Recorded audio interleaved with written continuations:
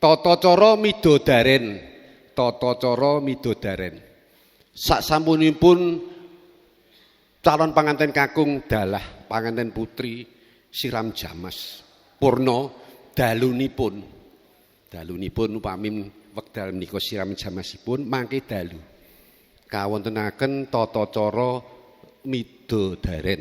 Sujarah Jawi hanulat Ki Ageng Tarup anggenipun Hang Rantu tumuruning widodari utawi Dewi Nawangwulan ingkang badhe nyembagani Kang putra nama Dewi Nawangsih.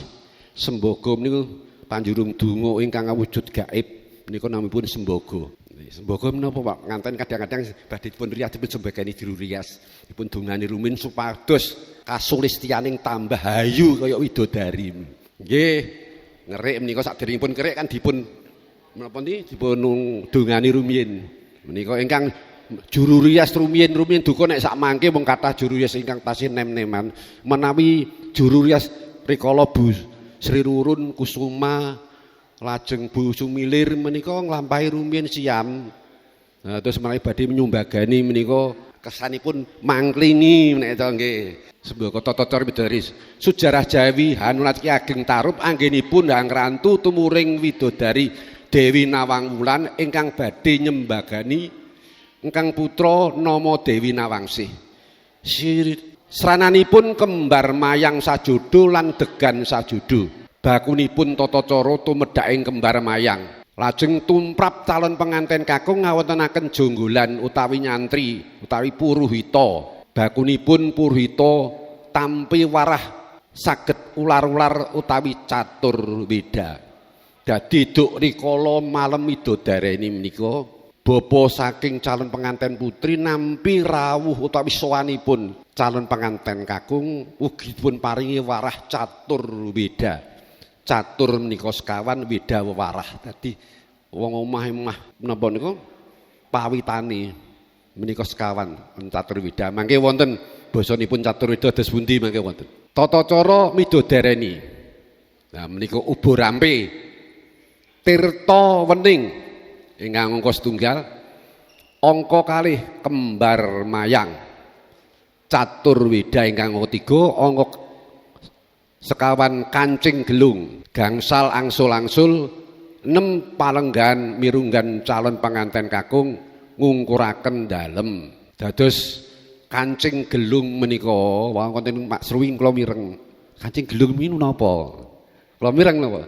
Kancing gelung menika busana panganten kakung rikala badhe kawisuda krama saha kapanggihaken. Menika namanipun kancing gelung. Menawi jaman rumiyin menika kuluk kanigara jangkep beskap lajeng wangkingan utawi duwung komplit sak pangadeg menika namanipun kancing gelung. Dados busanipun calon penganten kakung kagem tata cara dhaup kalian panggih menika namanipun kancing gelung. Menawi mboten makutha menika sak mangke awis nggih anu menapa menika penganten ngagem makutha paling mboten niku destar. Pirsa destar nggih, blangkon menika destar kramanipun. Tata cara midodari ini ubo rampe, tirta wening, kembar mayang, catur weda, kancing gelung, angsul-angsul, palenggahan, mirunggan calon penganten kakung ngungkuraken dalem. Makna sinandi, toya wening pralambang toya sesepanipun ibu. Dados pelambanipun toya wening toya sesepanipun ibu. Kancing gelung titah saged nyengker wewadi so tansah njagi sagung tata krami. Lenggah ngungkur dalem, lenggah ngungkuraken dalem menika lampah gesang kedah saged ngungkuraken sedaya ingkang dereng sah dados gegadahanipun. Kembar mayang so degan ijem. Kembar mayang so degan ijem. Kembar mayang lan degan menika tumedhaking kembar mayang menika wonten tata cara ing midodarin wonten tumedhaking kembar mayang utawi tumuruning sekar mayang. Kembar mayang Ngayogyakarta lha benten malih menika nggih. Ron girang, ron waringin, ron andong, kawimbuhan ron puring, janur kaento, keris, peksi, pecut, payung, uler, degan ijo sajodo menika ingkang dipun renggo-renggo. Menika menggah kembar mayangipun Ngayogyakarta Hadiningrat. Sasampunipun tata cara kembar mayang mau menika caturwida ingkang dipun paringaken calon penganten kakung saking ramanipun panganten putri. Saksaminipun upacara menika wonten ing upacara Tarwida. Menika panganten kakung jumeneng. Lajeng bapakipun calon penganten putri nggih wonten ngajengipun medhar menika. Ingkang werdinipun Yayasan Dalem SISKS PB sekawan ing Surakarta Hadiningrat. Ingkang kapisan priya kang wis hangemong wanudya datan tandang tanduke kudu wis bener kalawan nalika isih jejaka.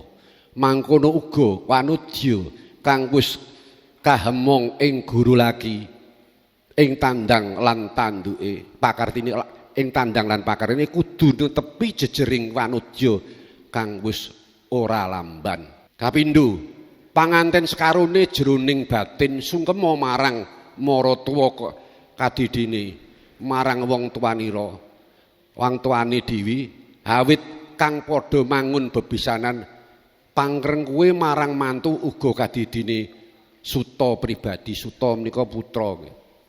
Suta menika tegesipun pun besok. Katelu urip ing bebrayan agung wajibe netepi angger-anggering praja. Pikoleng pinutruk ing nata kinasih ing sasama dimen sinuyudan temah hanjalari gampang saliring pambudidaya. Dene kang pungkasan hangestokna dawing pangeran uga singkirana pepacuhing Gusti, pepacuhna larangan. Pepacuhing Gusti, laranganipun Gusti, pepacuhing Gusti, nut agama kang den rasuk tindakna sadina-dina dimen hayem tentrem ing donya tumekeng nguri. Menika menggah caturwida ingkang dipun paringaken saking calon mara sepuh dumateng calon mantunipun wonten ing tata cara malem midodareni. Lampahing tata cara midodareni setunggal pambuka angka kalih praptanipun calon pengantin kakung miwah pengiring. 3 pasrah tampi. Sekawan unjukan toya wening gangsal pambagya harja. 6 tantingan. 7 tumedhaking kembar mayang. 8 waosan caturwida. 9 nuninggih tilik nitik sedasa pandonga. 11 sumene utawi dahar miwah panglipur mbok bilih wonten. Saha angka 12 pamit kalian waluyan. 3 paring kancing gelung kawan welas paripurna. Meninggo tata cara urutanipun tata cara wonten ing malem midodareni. Lajeng panjenengan mesti wonten pandangan tilik nitik menika menapa to? Mesti wonten. Nggih napa mboten? Tilik nitik menika duk rikala para tamu sowan wonten dalemipun calon pengantin kakung ingkang hanganti calon pengantin kala wau. Mirungganipun ingkang ibu-ibu diaturi jengkar saking palanggan tumuju sasana rias utawi papan panggenipun calon pengantin putri mriksani. Menika naminipun tilik nitik. Wondene ingkang kakung mboten penging lajeng wonten njawi namung khusus atau mligi ibu-ibu. Menika namanipun tata cara tilik nitik. Awit menapa kok wonten tata cara tilik nitik? Duk jaman samono menika semanten menika lare calon pengantin kakung dalah pengantin putri menika dereng sami tepang. Nah, ingkang nepangaken menika ingkang kagungan kresna ramanipun aku tak anake kagungan putra putri menika sami rembakan piye. Nah, namung kemawon Mbak Yunipun menika dereng pajeng. Usama dipun gantos Mbak Yunipun supados pajeng. Lah menika mula rumiyin wonten tilik niku turi semanten niku ngaten.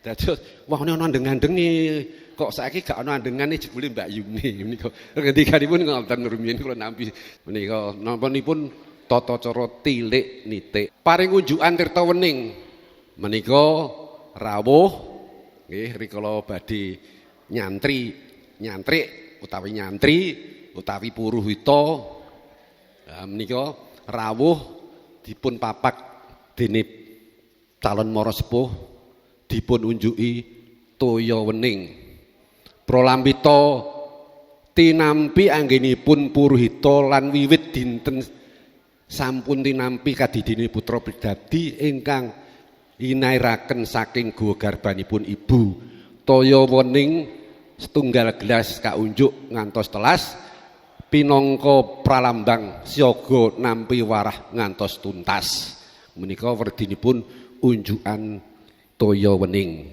tantingan salebetipun ibu calon pengantin putri menika manjing wonten ing tepas wangi menika kamar pengantin panti busananipun calon pengantin putri salebetipun kamar calon temanten dipun tanting dening Rama dalah ibu.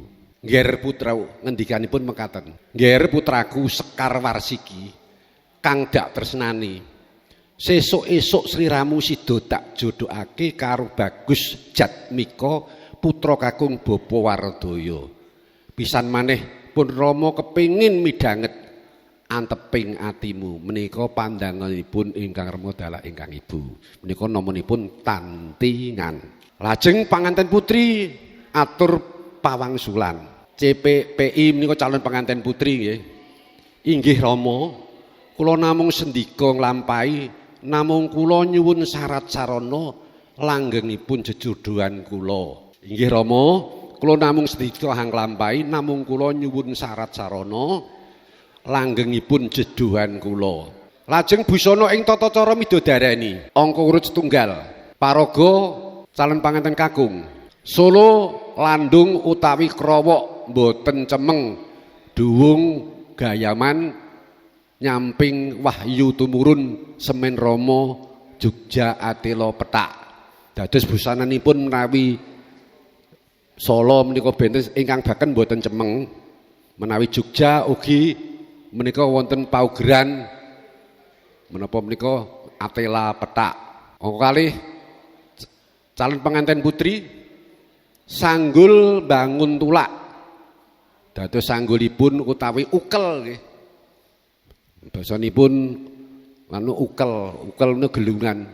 Bangun tulak kebayak panjang nyamping wahyu tumurun utawi semen Sido Raja utawi ratu utawi patih ratu ratih nggih semen Sido Raja kalian ratu ratih menawi angka 3 Rama Solo landung krowok mboten cemeng nyamping wahyu tumurun Jogja surjan duwung gayaman angka sekawan ibu kebayak panjang sanggul bangun tulak nyamping wahyu tumurun wewangsaning para luhur wangsaning wewarah wangsaning menika wewarahipun para luhur darmaning satriya iku bisa dadi obor kan nandhang pepeteng dadi darmaning satriya iku bisa dadi obor kang nandhang pepeteng